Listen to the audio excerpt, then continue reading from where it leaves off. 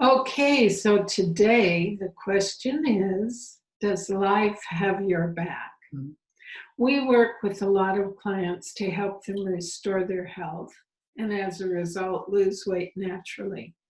And often what we see is we can get caught up in a busy mind thinking life doesn't have my back. I've got to control circumstances. I've got to manipulate, do whatever is necessary to make things happen a certain way.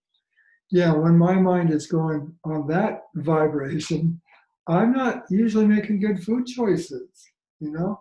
So, what is this when Connie's talking about life having our back? What does it look like that when I feel life doesn't have my back, when I believe life doesn't have my back? And I think the bottom line is I feel stressed.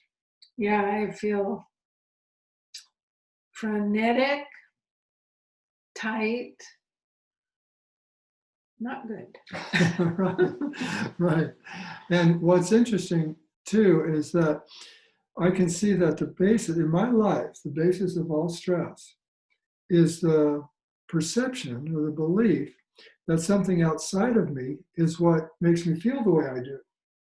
So if I'm at work and my boss says something like, this deadline's got to be done quicker, you've got to do this 2 days quicker than I told you originally, I get all stressed out because it looks to me like my job is at stake. And if my job's at stake, I feel freaked out. And then I'm believing my well being's at stake. If I don't get this done in 2 days, Right. trouble. So stress city, stress city.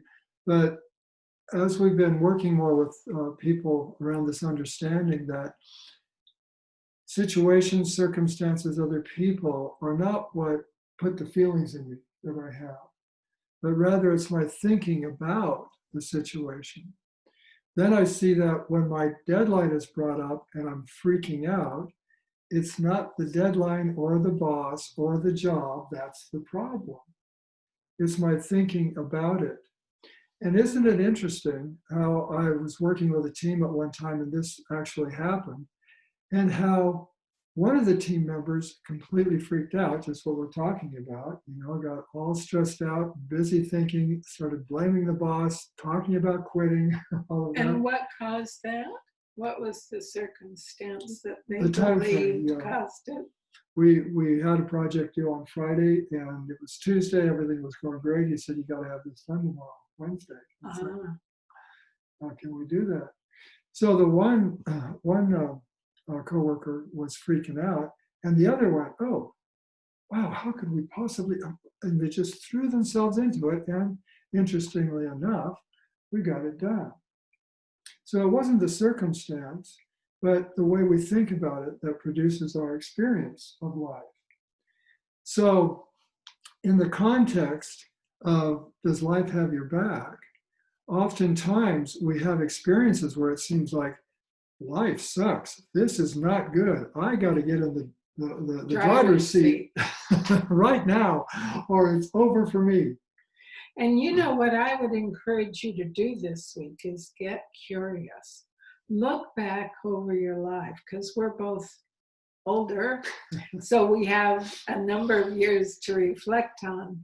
When we look back over our lives, we see that life has our back, that again and again we've had nudges that lead us into more learning, more growth, and that we can truly trust life, that we don't have to believe that things out there have to be controlled or fixed or thought to death in order for us to really enjoy life.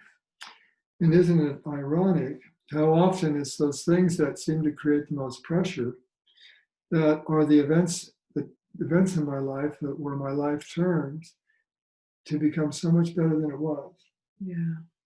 So if we can relax in those moments, recognizing that it's not a circumstances that makes a circumstance that makes me feel the way I'm feeling, but rather my thinking about it and see it for what it is. Actually, we can kind of move into what's being brought into our lives for our benefit.